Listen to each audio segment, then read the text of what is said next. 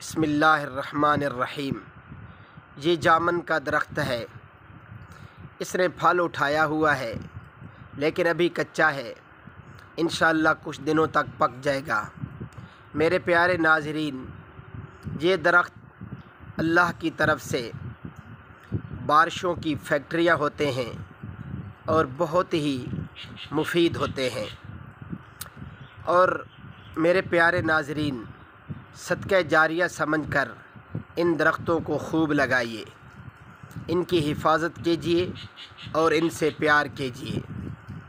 درختوں میں بھی اہل اللہ فرماتے ہیں کہ ایسے درختوں کا انتخاب کیجیے جن کا پھل انسانوں اور پرندوں کے کھانے کے کام آتا ہو۔